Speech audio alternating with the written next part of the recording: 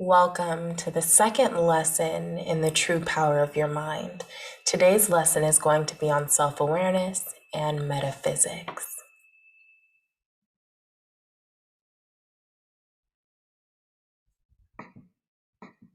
So moving right along, like I said earlier, we're going to start small. And our first topic is going to be why you should even attempt to increase your self-awareness. What can it do for you? What will that look like in your life? The second part will be the metaphysical approach, what that means, rather than a purely mental approach or purely physical approach, or even a purely spiritual approach, allowing yourself to exist in the metaphysical, which is a fusion of mind, body, and spirit in your approach of daily life. And then lastly, we're going to go over the wrap up and what you're gonna, take away from the day. So the products of increased self-awareness, you can have access to true intuition to know whatever it is that you need to know to help you, not only in benefiting your own life, but in benefiting the lives of others as well.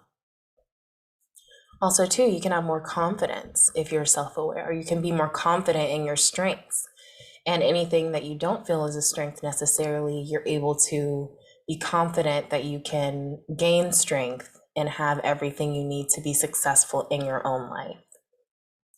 Also, too, having better boundaries in your relationships, whether it be relationships with family, relationships with friends, romantic relationships, really allowing yourself to have the boundaries and setting the boundaries and knowing that you choose how people treat you, as far as those who you allow into your immediate life. If there's someone who is not respecting you, you're able to stand your ground and, in a sense, demand that respect. And if not, you're able to cut those people out of your life.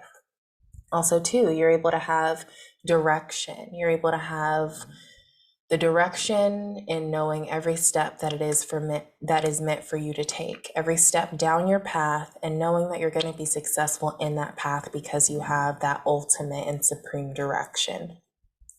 And then really just knowing that the more self-aware you are, the less effort you have to put into daily life, the less stress you have to put into daily life. And you can really just allow yourself to be free and to exist going with the flow of the universe.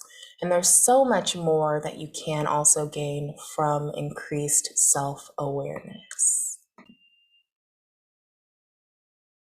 Okay, and moving on,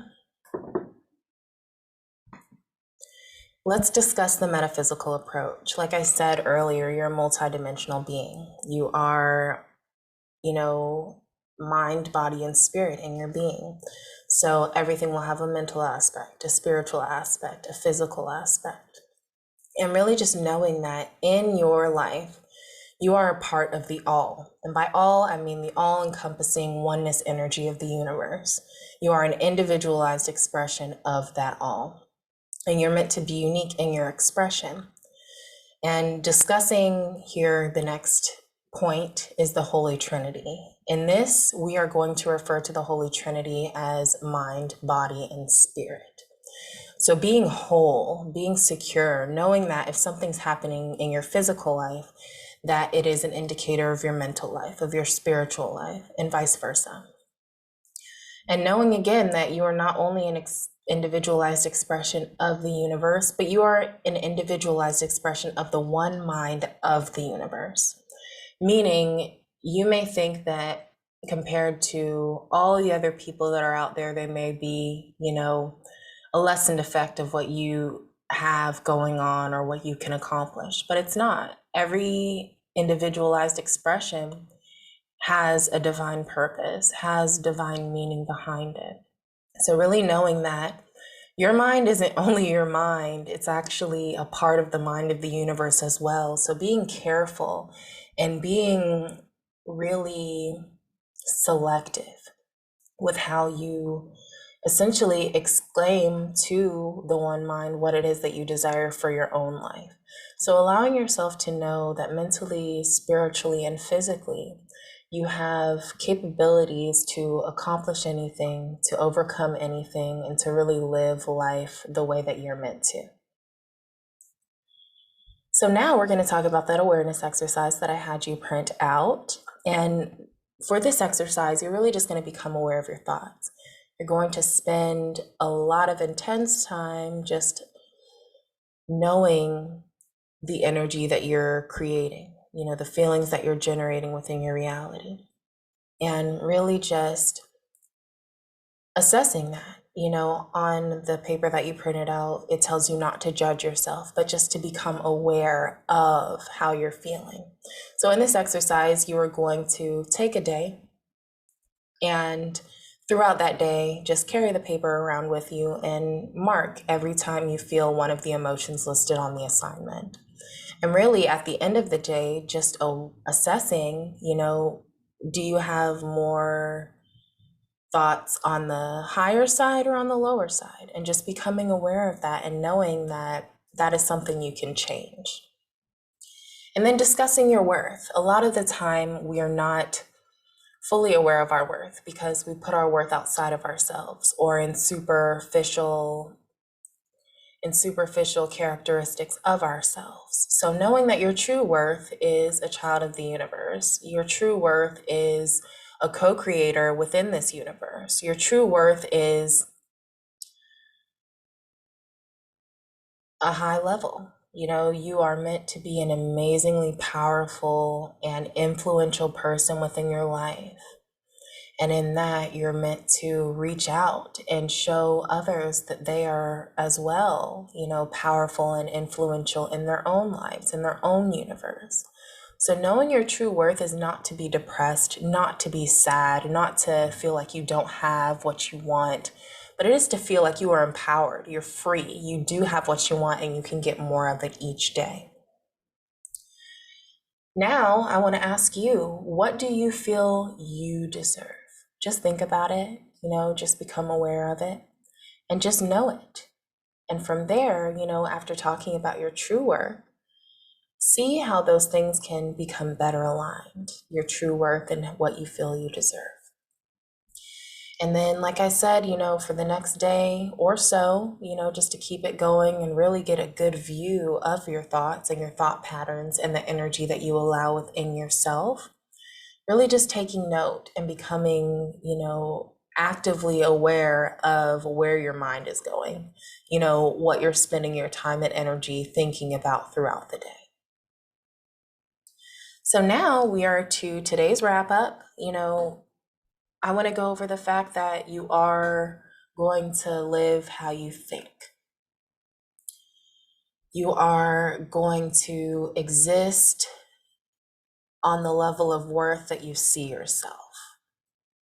You are going to have experiences that back up your beliefs of yourself. Whatever self-belief you have, those things are going to come into play in your reality. And also, too, on a metaphysical level, whatever it is you think, as soon as you have that thought, it desires a physical manifestation. It wants it.